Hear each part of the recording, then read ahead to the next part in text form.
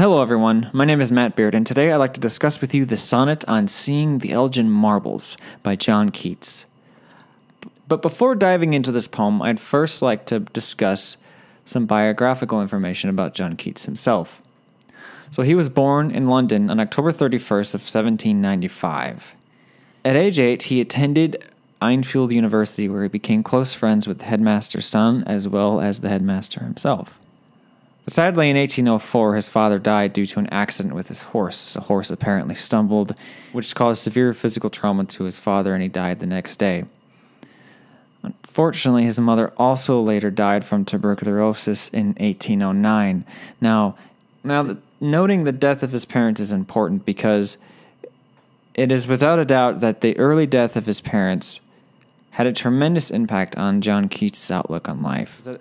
Because early in his childhood, he got treated to some harsh lessons about reality. And then the fact that humans don't last forever. And that death can be unexpected. But on a bit more positive note, he did go on to leave Enfield in 1811 to study to become a surgeon. However, he did not find this life very fulfilling. But back in the day, surgeons were not as they are today. You didn't really have to get a specialized degree in it. And you did basic stuff like mending, broken bones and wounds. But he did not find this very interesting at all, and he would eventually get back into his literary studies as he did in Enfield, and he became very engrossed with literature once again, and he began to write poetry.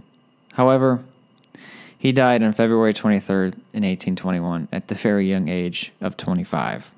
He died in Rome of tuberculosis, like his mother.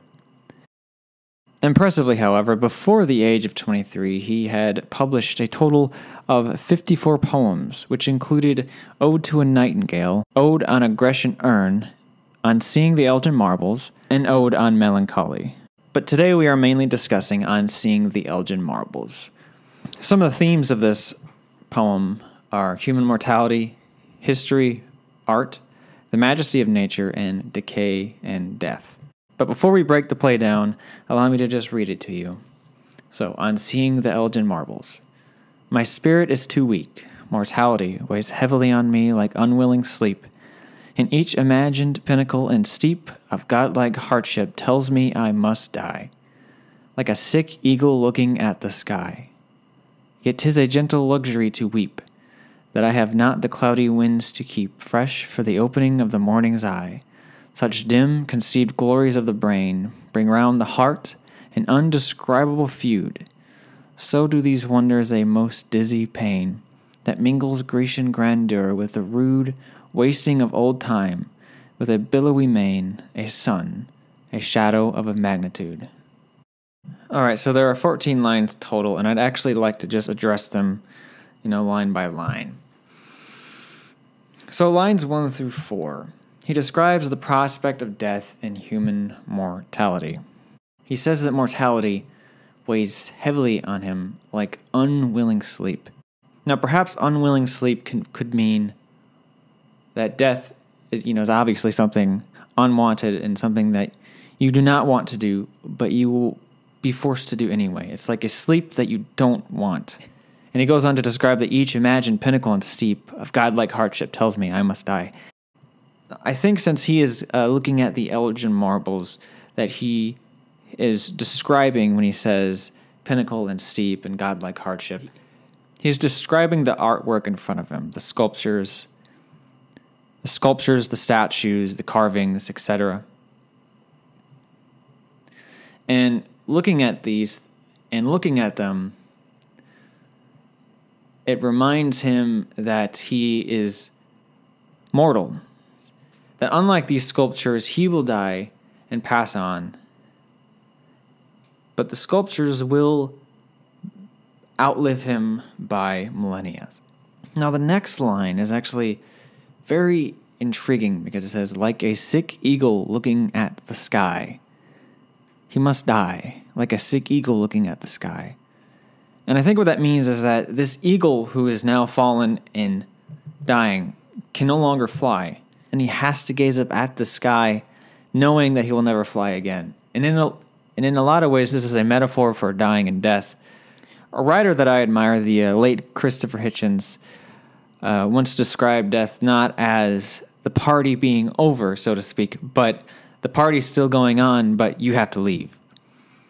And in a lot of ways, in a funny, that's more of like a funny interpretation of death, but the meaning is still the same. The party's going to go on, and you have to leave. The beautiful sky is still going to be there, but yet the eagle cannot experience it anymore. But yet he says, "It's a gentle luxury to weep, that I have not the cloudy winds to keep fresh for the opening of the morning's eye." Now, I'm not necessarily certain what that means exactly. But I think he's talking about the fact that you can feel all these deep emotions by just observing nature and art is in itself a luxury. That the fact that nature and art can be so grand that they can remind you just how mortal and just how transient life is. That just being able to experience that is a privilege. But he mentions that these things are dim-conceived glories of the brain. Now, perhaps this means he doesn't think that the brain can fully appreciate the grandeur of nature. So even as he looks upon these statues, can people, are they really, truly a manifestation of the wonders of nature itself? Can people even get even close to recreating anything in nature? Because our brains are dim and our perception is limited. And finally he goes on to conclude the poem. And he mentions the very intriguing line that mingles Grecian grandeur with the rude wasting of old time. Now these lines are really the most crucial in the whole poem because it really captures his main idea. The fact that everything fades with time, people and their creations alike.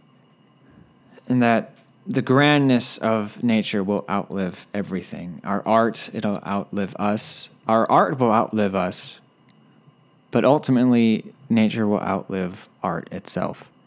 Even though we can create these immortal things like books, that can be passed on to generations and, essentially giving an artist eternal life, so to speak. But ultimately, those books can dissolve. The sculptures will eventually wear away.